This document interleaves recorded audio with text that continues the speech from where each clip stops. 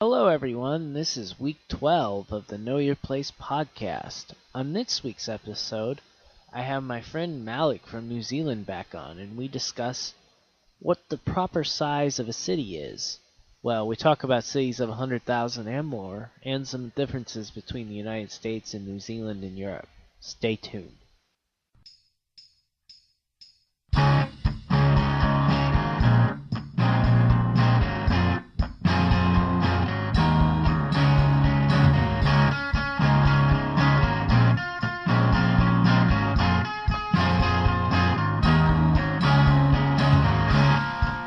Alrighty. Alright, hello world! This is the Know Your Place podcast, and we're on episode 12. I can't believe I keep doing these every week. Somebody should stop me from doing it. On this week's episode, I'm bringing back a special guest of mine. His name is Malik, and he's from New Zealand. Say hello to the fans, Malik. Hey everyone, and thank you for having me back. It was good to be back.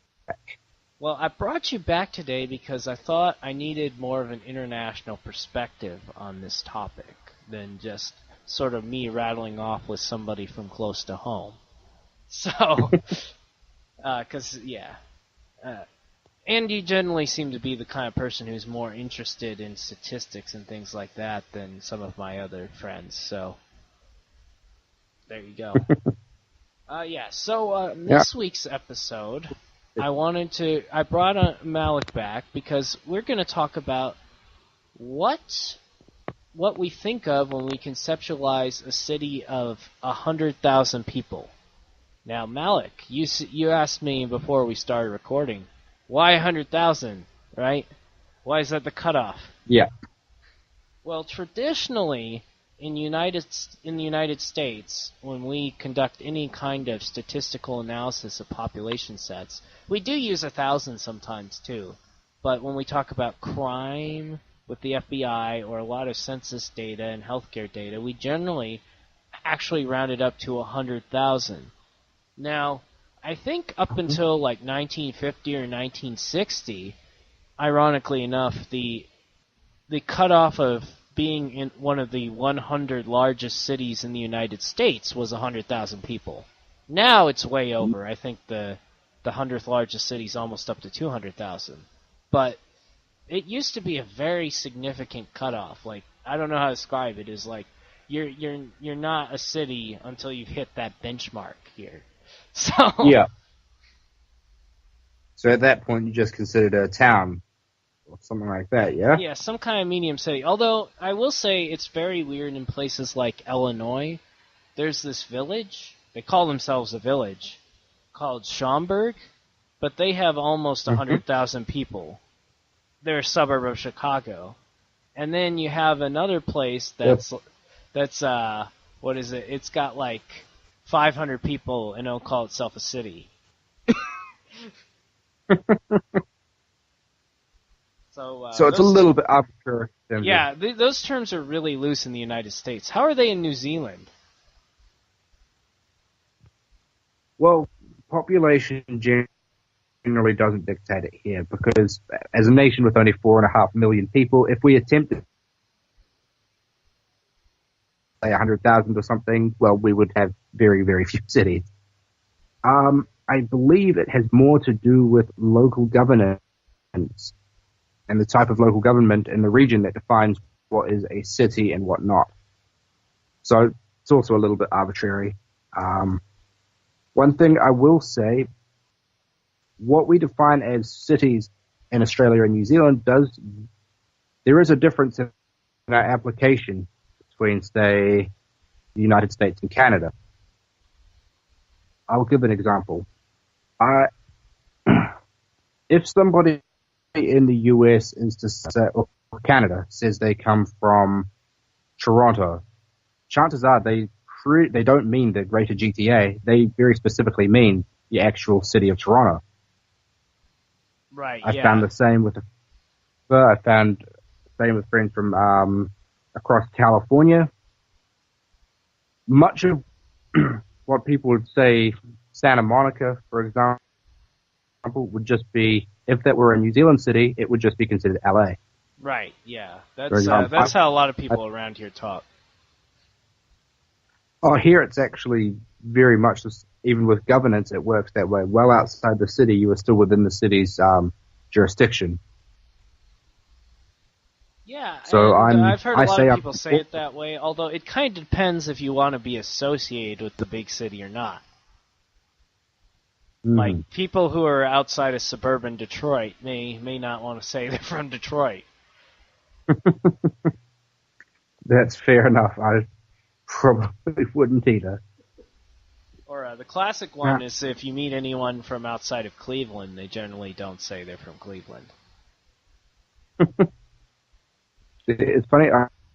I've got the reverse. I'm from a place called Lower Hutt, or it renamed itself Hutt City, but the name Lower Hutt stuck with it. And it's a satellite city that survives just outside of Wellington. But most people from the Hutt will always introduce themselves as Wellingtonian. Yeah, if you want to be associated with your place, I mean, most people from outside of Chicago generally say they're from Chicago. So, I don't know. I guess I say my family's from Greater Milwaukee. I don't have a problem being associated with Milwaukee. Yeah.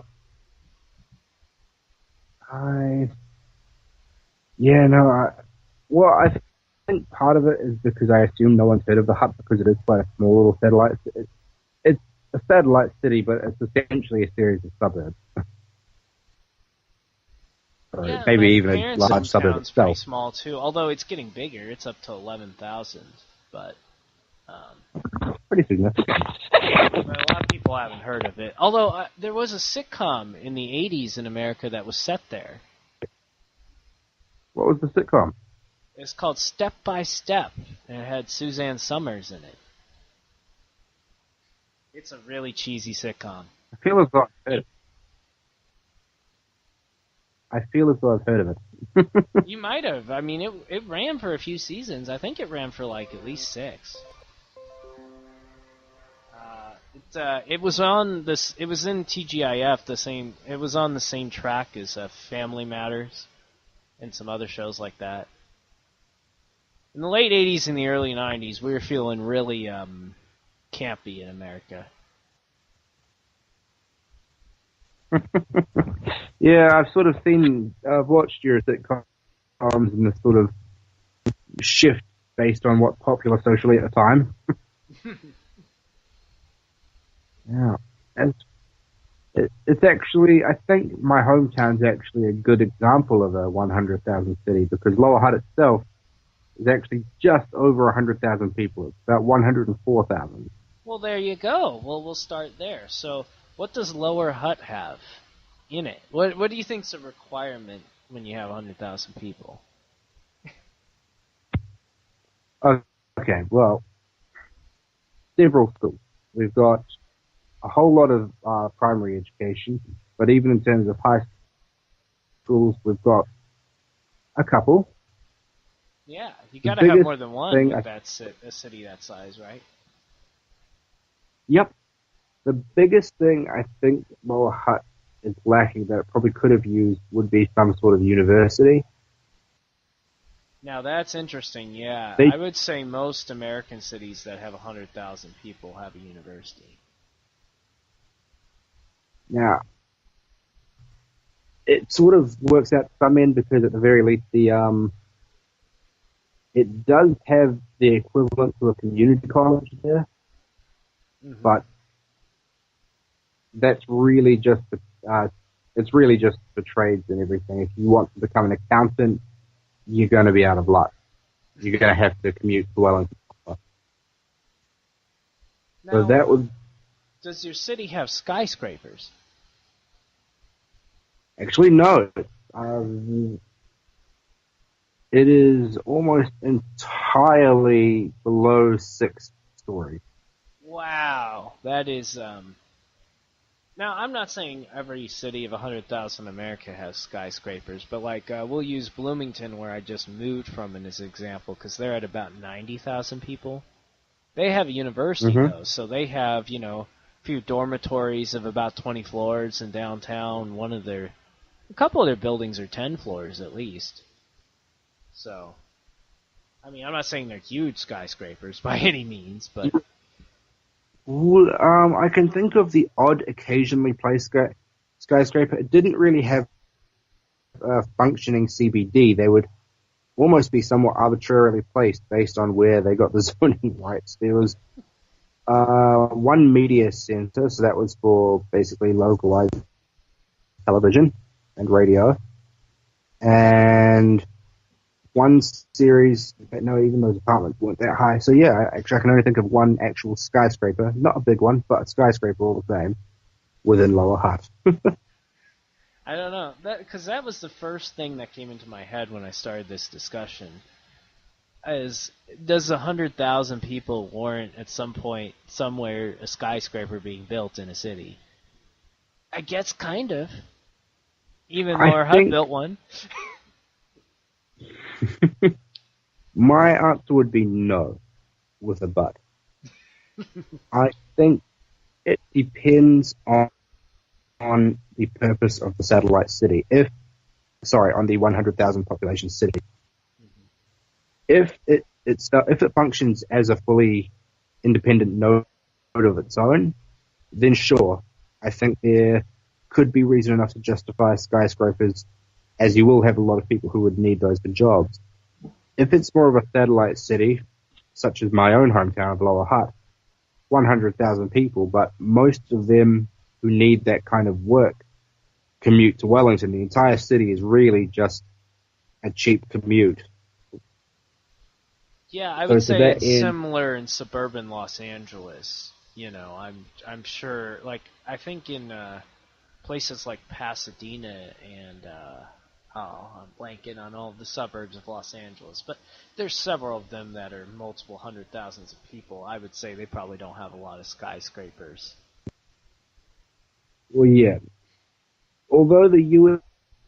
is unique in that you and Canada, for all intents and purposes, when it comes to when it comes to North American cities, I'm probably going to group the U.S.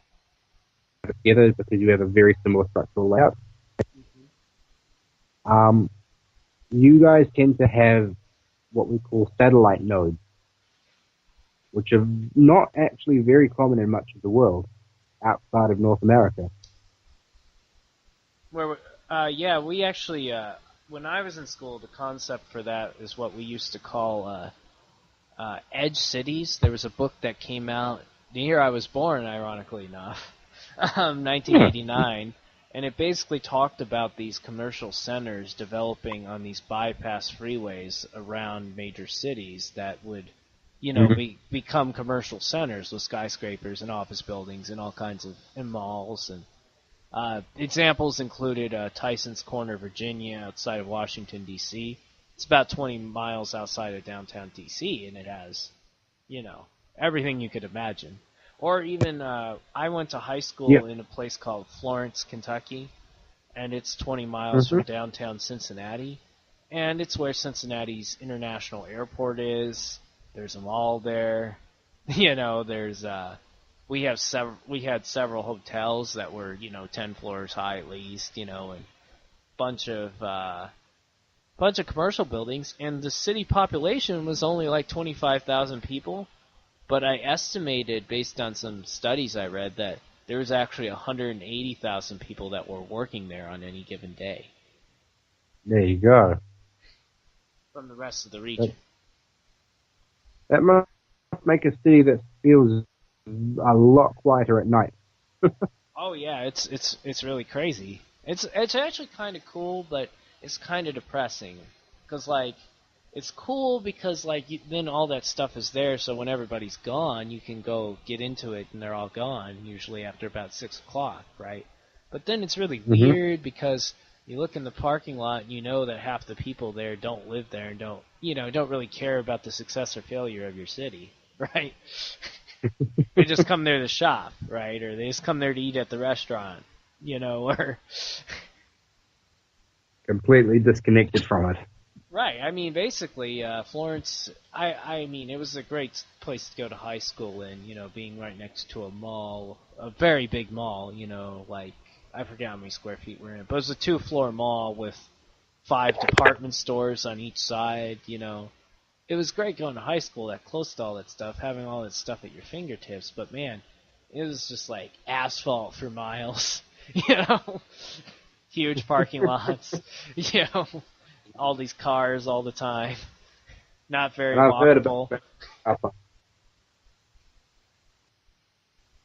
I've heard they're fairly substantial. That's America for you. No, there are walkable communities in America. Just mine wasn't one of them. One thing I will also say probably worth factoring in when we talk about a city of 100,000 is also the population density of the country. That's very true. Although I think New Zealand's Obviously, probably on the 100 lower end of the population density. The United States probably in the middle, actually. I'd say. I don't know. You guys have a high population, but you're also ridiculously large. I think you're quite low as well. Probably so.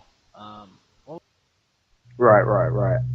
I think, although 100,000 people is still quite substantial, if you look at countries that have quite decent amounts of land to play with for their population, like New Zealand, Australia, the United States, Canada, you'll find 100,000 will still be quite spread out and quite suburban. It'll feel a bit more like a small town, in fact, in some ways. oh yeah, I would say largely most cities of 100,000 in the United States still have, I would say, miles even of single-story houses, you know, spread out on cul-de-sacs. And that's exactly the same here in Australia, and I assume Canada would be much the same again.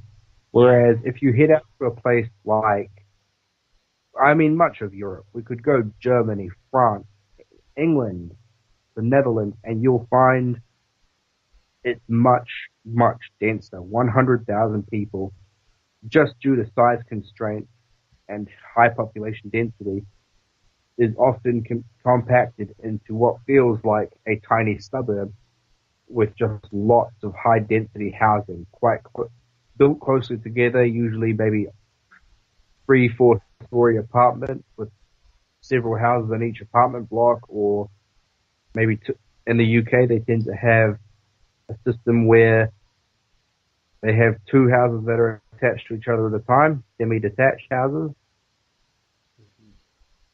Or and all of that. go ahead, I'll let you Yep. finish.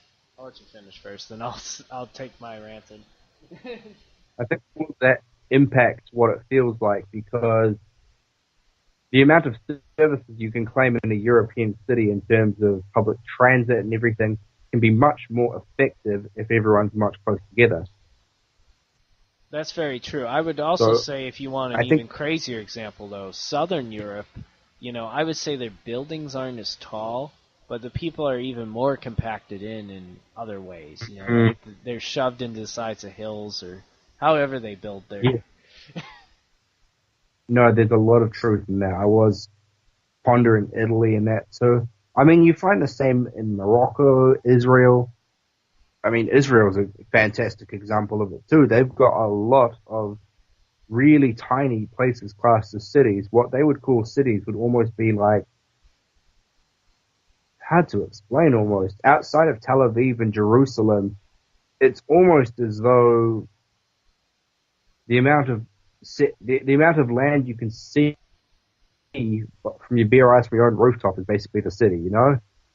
Yeah, no, I was watching a documentary that was shot in East Jerusalem, and I was just astounded at how all these people were just crammed into these little spaces in the sides of the hills there, you know. And I looked at it on the map, and it was like only like a couple miles as the crow flies, you know. But there's like Yeah. tons of people there. Because some of their cities are literally only some of them are less than a mile, you know, in terms of actual You 1 might have mile like square. 20,000 people in that or something, you know. and it does make you wonder, like, for one, what must the housing be like? Oh, it's tight. It's weird. It's like people don't spend any time outside some of those places. Well, I mean, I guess they do, but like, I'm an American, so I'm used to, a lawn. Or, I'm in an apartment complex now, but we have like fields around it, we're not like, I don't look over and there's, like, even in my apartment complex, the next building's a good 50 feet away. Americans have quite, I mean, New Zealand houses are considered reasonably alright, but American houses are massive to me. The fact that you can take a look at, what is it, house purchasing websites, so on and so forth, and check the house for comparison. And I did do this for some reason, just because I'm weird like that. And I saw the difference. You'd have, like, Americans would have, like, a living room, and then they'd have, like, a family room, and then a dining room, and then and an eating kitchen. We don't tend to have that here. We'll have the same number of bedrooms, sometimes more, sometimes less, but we don't tend to have lots of other rooms. So your whole dining room, family room, lounge will sort of all come together. It'll often be the sort of lounge area will sort of attach to the kitchen with a sort of middle area for dining in between the three of them. Mm-hmm. Also, I've noticed you guys have the luxury of a lot of bathrooms. I noticed. Oh yeah, everybody has to have their own bathroom. So that's not a thing here either. My house has 4 bedrooms, 2 lounges, and 2 bathrooms. Well, and I should say that's not how it used to be. If you look at houses in America that were built in the 50s, they would typically have 1 bathroom, a living room, a dining room, and a kitchen. But I don't know what happened. I don't know exactly when this started, but I guess it was the 90s when this started. But, in the 90s we had another economic boom, and it seemed like everybody was obsessed. We call these houses McMansions, and like everybody wants that house that's like the 2-story house with the fancy front entryway, and is like you said, has this living room, dining room, and then the great vaulted ceilings. I mean, I don't know if you ever watched the American show House Hunters, but you should watch it sometime. That's what everybody thinks they want. Now, not everybody gets it, obviously, because you can't afford that everywhere in America. But I don't know when that trend started, but it's really become a thing.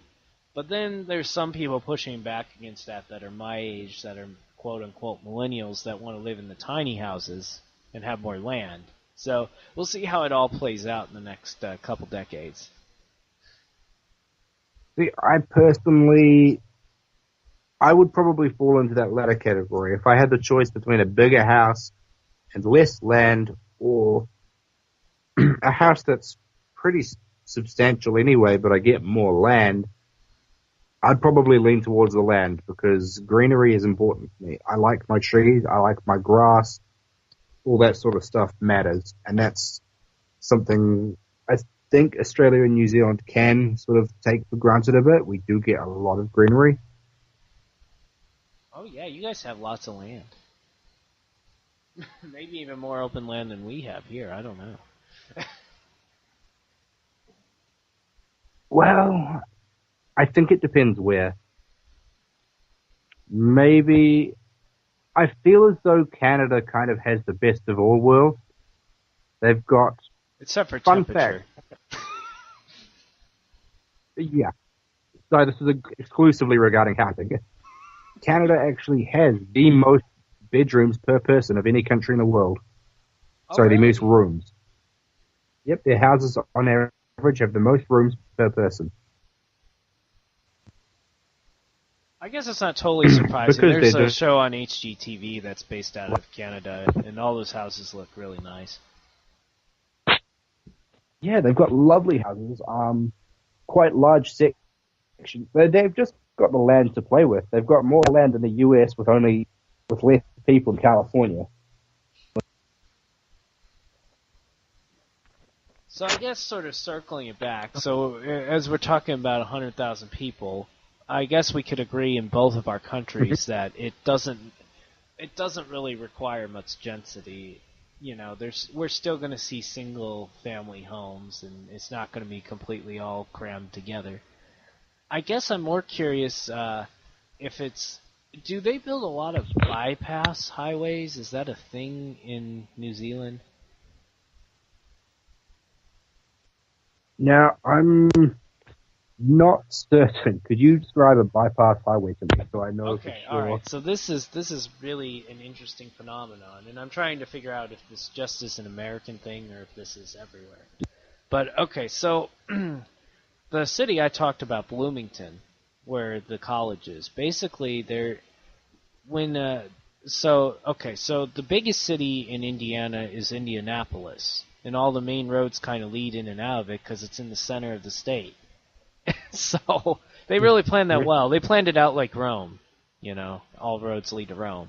But anyway, so there's a big state highway that runs down to Bloomington, and over time they decided that traffic going into downtown Bloomington was too bad and annoying, so they built a bypass that is like a divided highway with some exits off of it, somewhat controlled access, but there were still a few traffic lights on it that goes around the city, and it's 2 lanes in each direction. And then they built another one that went around, because this one went around the west side of the city. They built another one at the same time that was an exit off of it that basically went straight around the north end and had a couple of intersections where you could drive into the college from. And it accessed the stadiums. And they do this for lots of cities in America. That's not really a thing here. Keep in mind with that one, I think it'll largely come down to size. Mm-hmm. I think you won't see that in many countries other than the US, maybe China, possibly Japan, more so countries that have size of roading, size of cities, but also enough road penetration to make it a worthwhile investment. Well, I did look on the map, and London and Birmingham and Liverpool kind of have freeways that are kind of like that, and most large metros in the United States have that. Like actually, one of the ones I lived in, Raleigh, North Carolina, they had a 13-mile interstate loop that they thought was too small, so they're building a second ring all the way around. Now that you mention it, I seem to remember one of those in Jakarta as well. Yeah, basically Jakarta you don't drive into the center of the city anymore. See, it's funny because the city I live in right now, Auckland, New Zealand, if I wanted to get, up until a few months ago, if I wanted to go from the west or the north into the south of the city, I couldn't even bypass the city to do that. I had to drive through the heart of the city in order to get onto a motorway heading south. Yeah, so I guess that's what I was trying to figure out. If that's just an American thing that we're just so impatient that at any opportunity we'll build a way around. I think you'll see it more in America. I'm going to revise my answer. I think you will see it more in America, and to some end possibly done with larger scale roading, but I think it is something you see just in general, especially in larger cities that really need a way to sort of counteract unnecessary traffic flow where possible. Well, what's really crazy is I just moved back to Kentucky, and here they're like obsessed with those. Like they'll build them around any city of like 10,000 or 20,000 people. Seems a bit wasteful. Well, what's really crazy is when that happens, then all these like chain fast food places open up on them, and then everybody goes there, and then everybody claims the downtown is dead. It's really crazy. I don't know. I don't know if this is like just an American thing or what. Well, see, it's actually funny because I think the US has more of a downtown culture than Australia, New Zealand. Europe, they don't refer to it so much as downtown, but the sort of city area is quite thriving, and it's often because of how densely populated it is. So everyone's sort of just active and out on their feet. There's a lot less car traffic, just often is due to laws disallowing cars in certain areas. Oh yeah, But Germany is the king of not allowing cars in lots of areas. I think the car ownership's down to 40% in Germany now. Oh wow, I wouldn't be surprised. Whereas in New Zealand, for example, I don't tend to go to Auckland City. I will tend to stay within the North Shore, which is where I live, which is a satellite city of about 200,000. Ah, yes. And whilst I know the 100,000 cap, I will say that you do find that skyscrapers here. Not a huge amount, and they're not massive, but you will find them. So you're becoming an ed city out there. We're beginning to function more as a node. We've got malls out here. We've got our own independent bus trains and bus ports. We've got our own university. So it seems like all fleshed out and beginning to really feel like its own city here. You know? Yeah, you see, that is sort of the thing I was hitting on. I was going to hit on also is so we said that earlier we said that most cities that hit that 100,000 threshold end up getting university. Most of them also end up finally getting their own mass transit or bus routes or something. I guess you really have to be a big deal though to get your own media market. Although in the United States we just to get coverage in some places, there'll be some really small places with television stations. There you go. That makes sense. Cover nation. I think I can understand why 100,000 is the target. I can understand it is a pretty significant milestone, but for myself, I honestly, I think you need around double that before you can really start to feel like a city. That's probably so. Maybe 50 years ago, 100,000 did feel like a real city. At least in America. But yeah, I guess in the modern era, you have to be 200,000 to get everything, to become a city. Now, let's see. The really wild thing about Bloomington, though, is, so with those 90,000 people, it still only had one police station.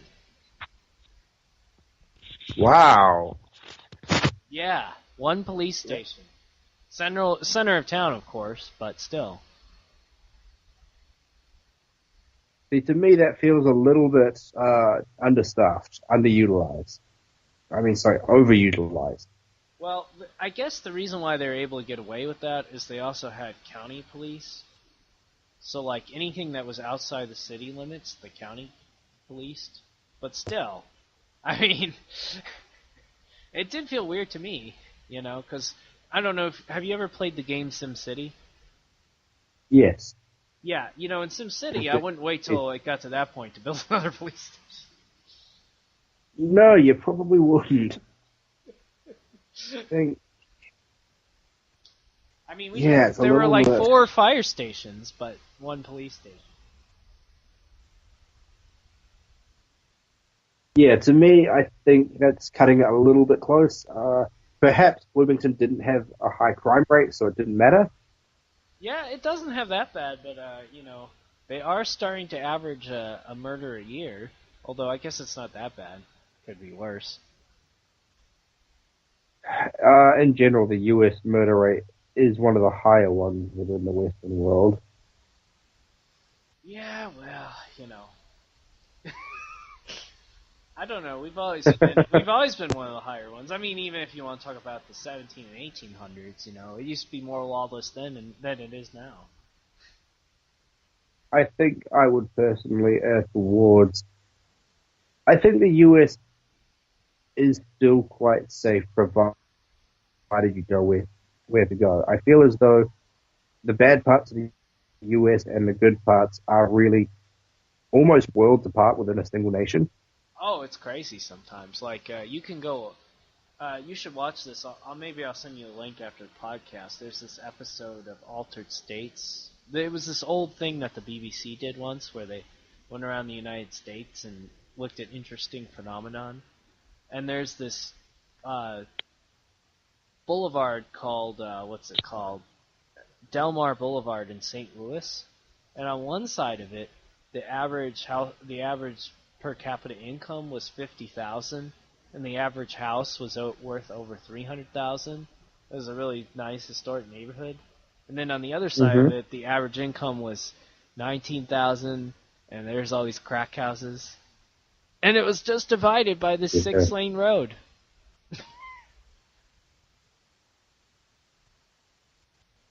That's kind of intense. Like, I don't know. I almost feel like it's just. I hate how this is gonna sound, but I'd almost feel as though I'm too close to the shitty area. Oh no! I mean, see, I guess there's parts of Milwaukee that are that way, but I'm used to in Milwaukee. It sort of builds up to that, right? There's a transition. It's not like you just turn around the corner and there that is, you know. Or even like where I live right now, we're in one of the nicer parts, but there's other parts of the city that are obviously run down. But you got to drive 1.5 miles before you see that. You know, it's not like it's there's the road on the other side of the road. You know. Yeah, it was crazy. It was a crazy thing to see. And that's why I sort of get a little annoyed sometimes when there's people who come on and they talk about like income inequality in America, and they're often people from Greater Los Angeles, and it's like, well, why don't you clean up Greater Los Angeles first? You know, because to me that area has income inequality just smack dab in everyone's face. You know, there's just like boundaries and you know. Well, I think for Americans it must be more annoying having the fact that people across the world are constantly discussing your issues, and they often do it as though quite personal to them. Right, yeah, but that happens when I've come to accept that just happens with the size of country we are and the influence we are. But yeah, it does get tiresome. But you know, I don't know. It's good to have. This was actually something I talked about in my 2 episodes ago. You know, sometimes it's good to have the outsider's perspective, and other times it's not. There's a time and a place and a way to go about it. And I think that's something a lot of people miss. I think it goes both ways, because sometimes I see people who clearly don't quite understand the nuances of the United States talking about your affairs and making bold claims as to problems with it. But then I also sometimes see Americans who can be a little bit bullheaded about listening to some legitimate things that they could take on board. Yeah, I try hard to be balanced and not have that sort of a problem, but yeah, I would say in general there are a lot of, it cuts both ways. And it's just unfortunate because it'll just always be on display because of what country we are and how influential we are. Well, I think to some end, I think you've also got to keep in mind, though, what we see and what we think we see of America sometimes really, really lacks a lot of nuance. I mean, growing up, I saw people going on about their tax returns in the U.S. and the way that they filed with their taxes there. I legitimately believed that you just had to pay your own tax, as in at the end of the year you had to calculate how much you owed and pay it. Oh no, it's not quite that simple. It's terrible, man. It's like a double-page form with, you know... I do file my own taxes, but most of my friends don't. See, if I want to do my taxes here, well, to be honest, I can't even remember because I never do them. But it's not legally, just in case anyone's wondering, I am not legally required to do my taxes in New Zealand. So if I'm not forced to, I can't be bothered. Oh, it's terrible though. Like, okay, so our standard tax form has about 60 lines on it, and each of those has an additional sheet of paperwork you have to read and decide if it applies to you. I can see why CPAs are well paid in America. Yeah, can you imagine with something that's bigger than me? Like me, I just have a wife and a kid and a dog and one job, and and still it takes forever. It takes it took me probably 3 nights to finish my taxes. Do you know how easy it is for me if I want to do my taxes? What do you do? Just fill out a If postcard? I actually want to. They've made it so easy. Mate, I can go online, enter my tax file number, that's my IRD number, which is essentially the number they use. It's like a social security number, I guess. Yeah. And everything will be done for me. It'll just come up and ask me if I want to submit, and I hit OK, and that's that. Oh my god. Man. And you know what? I feel a bit bad because they've made it that easy, and I still don't do it. Oh, well, clearly you got bigger things to worry about in New Zealand. Oh, I think that's just it. I think we just don't have enough to worry about in this country. Yeah.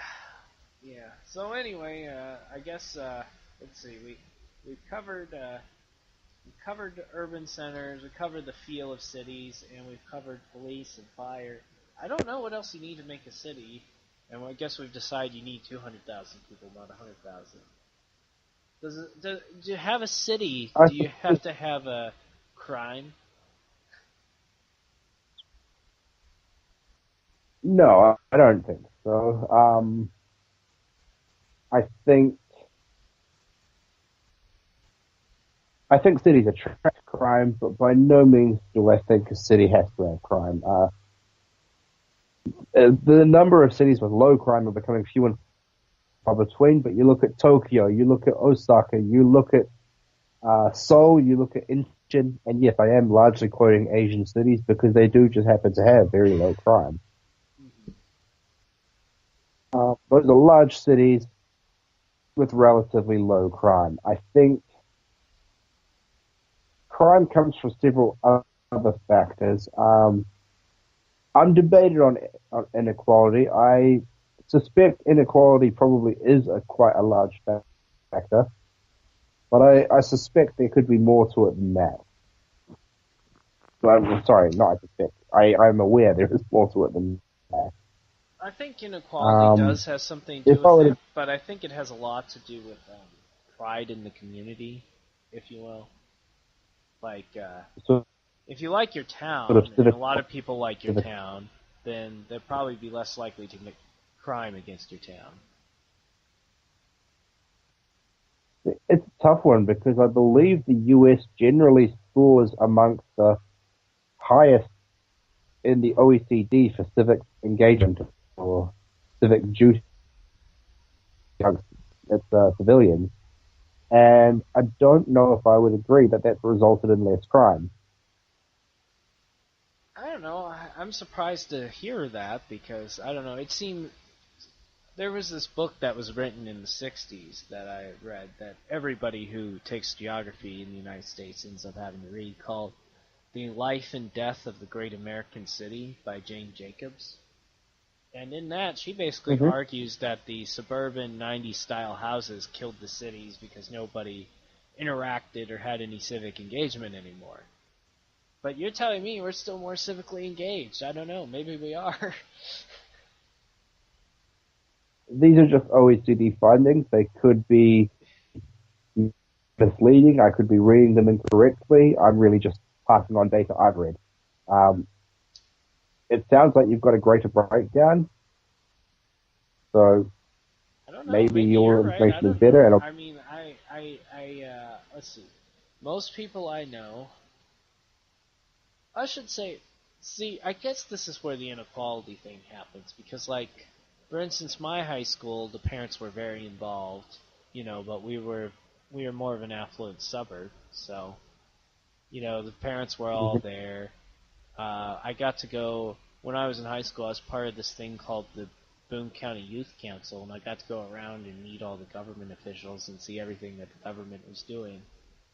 Um, Yeah, yeah, but I don't know if that happens in Compton. You know, maybe it well, does. no, you probably make a fair point there. It probably didn't take into regard places like Compton, for example.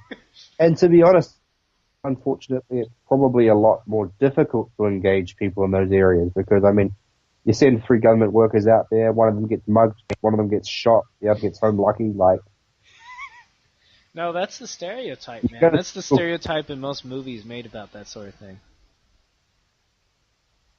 well, I suppose, I mean, at the end of the day, it does depend. I mean, I could walk through Compton every day for the next 3 years and not have anything bad happen to me.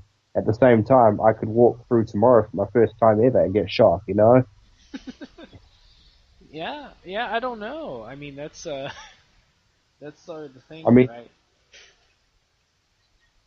I could, at the same time, I could live in Compton for 3 years and then move to the most affluent area. I could go to Hollywood and get stabbed, you know? Like, It's one all area being statistics affluent and and, odds. yep, Oh, uh, yeah, it's well, I think it's an interest. What am I trying to say here? Yeah, it's I don't know how I feel about that sort of thing. Because I've been to rough areas, I've been to nice areas. I guess for me, what I think's most important is that you're just not blind to your community. You know that you yeah. know what's going on in your community. I Turning a think blind for eye is not me, good. we had to define what a city should have, whilst I would still, at its bare minimum, but also to be considered a small to medium city as opposed to a large city. I think it should have. I should be able to go to that city and generally expect to be able to find work across a roughly broad skill set. If I come as an accountant, I feel as though there should be enough work available for me as an accountant. If I go as a bus driver, I should be able to reasonably assume I'll be able to find work. If I'm, you know what I mean, a chef, there should be enough places to provide that sort of work for me within the city. Yeah, that would be a requirement, and that's sort of the rock and the hard place right now. I think most Americans feel, you know, there is Yeah, still work, but it's not what we're used to. Yeah, I mean, I have a good job, but a lot of people don't, you know, and I don't know. Yeah, I guess that would be a requirement. There's plenty of places to work, cause like we're talking about a smaller city, right? They just have the mill, and then the hmm mill closes and the town dies, right? Um, but if we're yep, talking yeah, about a medium to large city, well, if you get fired from one office, hopefully you can go work at another office then, if you have 100,000 people. yeah. That's where I stand. I think there should be, you should be able to find work to support. If you want to settle within that city and call that place home, you should be able to. Yeah, I would say it's a requirement. Unfortunately, I think it's kind of gone a little bit by the wayside, but you still can in America. You just have to be a little more aggressive, I'd say, than some people. Now, we're having a problem. Well, we're having a problem with the because of the node thing we're talking about. Uh, how much do you guys see urban flight or people leaving the centers of cities? You know, we almost call it a donut effect. Interesting way to put it. Well, New Zealand in general is considered quite a mobile country. It's got a lot of movement. People, the general trends are people move from the South Island to the north, from rural areas to urban areas, and they also move both in and out of. The main areas where you see people moving in and out will be Auckland. A lot of New Zealanders move to Auckland. A lot move out. Like you. Well, I've moved to Auckland. I haven't moved out yet, but who knows? Give it 10 years, no. Probably less. if I'm honest, I reckon 3, 4, 5 years time, I'll probably be out of here. Yeah. Well, I guess we've covered most of what we're talking about for cities. Anyway, Mm-hmm. I guess we'll do our sign off here. If anybody has any good ideas of what they think needs to be in a city of 100,000 people, I guess we didn't talk about a hospital. Most cities of 100,000 have a hospital. I would even go further to say after hours pharmacies, something like that is a necessity. I would generally expect a city of 100,000.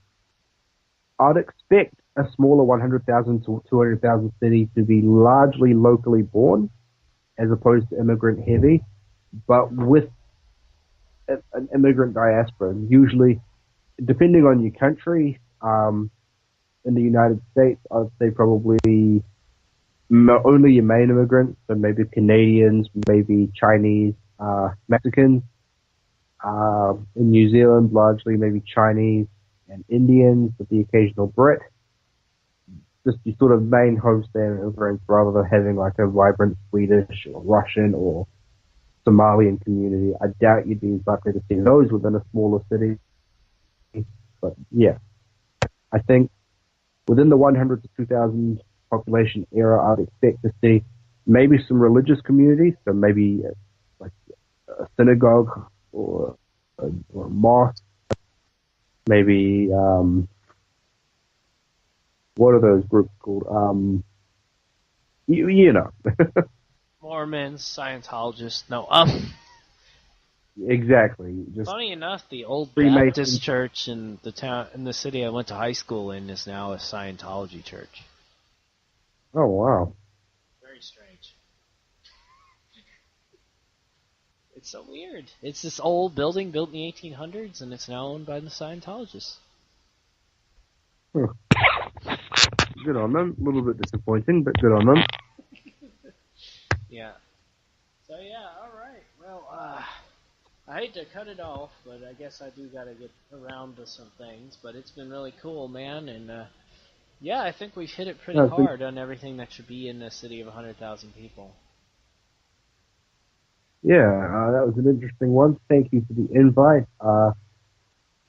Look forward to seeing what people think of it. Yeah, let us know in the comments section. Yeah, the good. Check out the Know Your Place podcast on SoundCloud at soundcloud.com/knowyourplacepodcast, all one word, or on Facebook at facebook.com/knowyourplacepodcast, all one word. And we will be coming soon to YouTube and iTunes, and maybe another social media platform near you. Special thanks to my wife, Sarah, and Jay Graff for the riff.